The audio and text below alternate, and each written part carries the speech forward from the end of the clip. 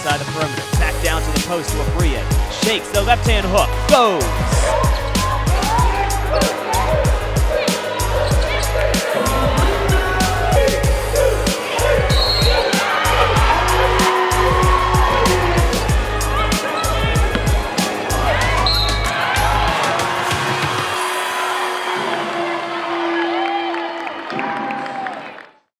What made you choose jersey number 4?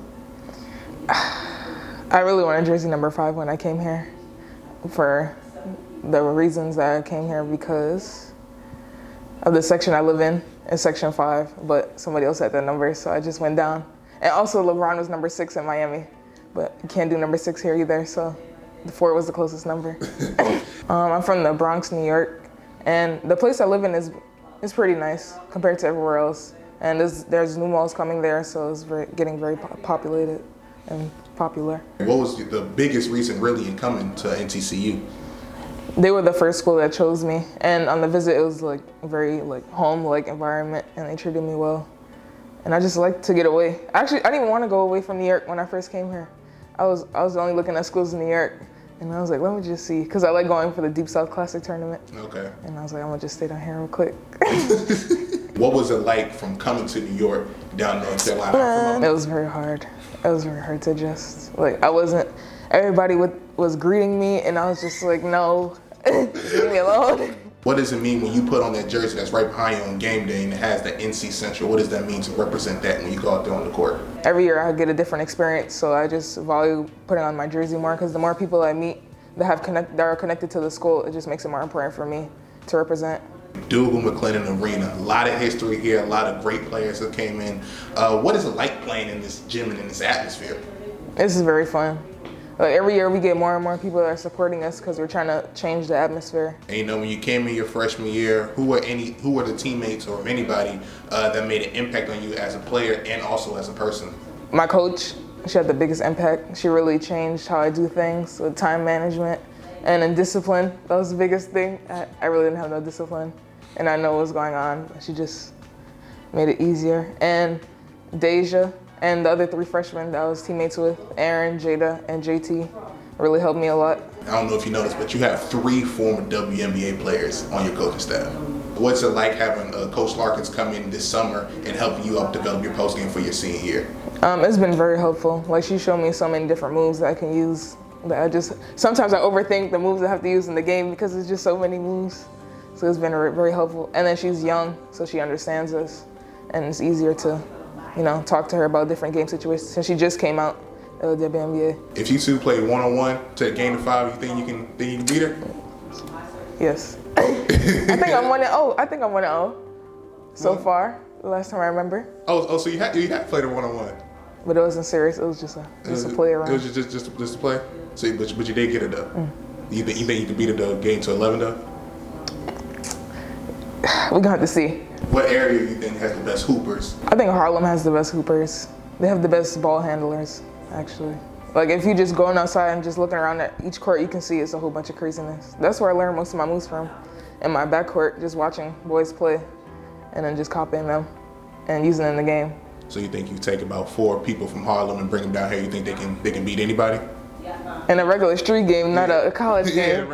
Big milestone earlier this season. Scored 1,000 career points in your extended career here at NCCU. That's pretty big. Only a select few women have done it in the Division I era, last one being Morgan Jones.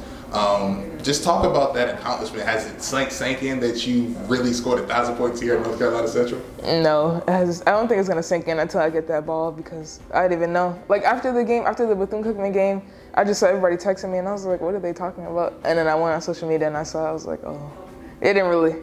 I think I'm gonna need another week just to realize. You know, like you say, you're coaching your teammates. They always have a lot of personality. Who's the funniest coach here and funniest teammate, and why? Coach E is the funniest coach. The funniest teammate? They're all funny.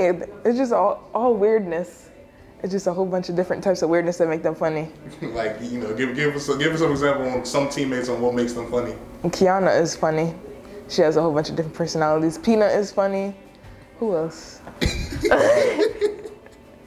I'm funny. I think I'm the funniest. What makes Coach Elena, the funniest coach? Is it because she's younger? Yeah, it's because she's younger. The jokes are just so funny. Like, I can't. Like, sometimes she'll joke about us, with us, and about us, and it just makes it so funny.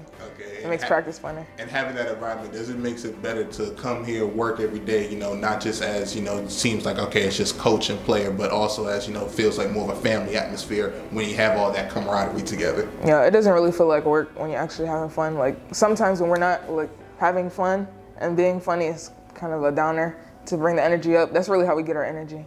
Just being hype and funny. Last year you had senior leadership with Ronisha Martin. Now that she's gone, the team relies on you. How different of an adjustment is that for you? It was hard to be more vocal because I wasn't really vocal last year. I just let Ronisha do it, and then it was hard to be vocal off the court and on the court. Like, I already did the academic stuff and all that, like reminding people what to do, but it was hard to actually take somebody out of a bad mood and try to get them better while you trying to evaluate yourself. Like, when I'm having a bad game and I'm trying to get myself out of it, and then I have to cheer up other people too. Earlier this season too as well, talk about from New York, in your hometown, double digits at the half, you go in the locker room, come back out, and you explode for 21 points in the second half, setting a career high for points. What did that game mean to you, being in your hometown, that y'all even came back and that you set your career high points?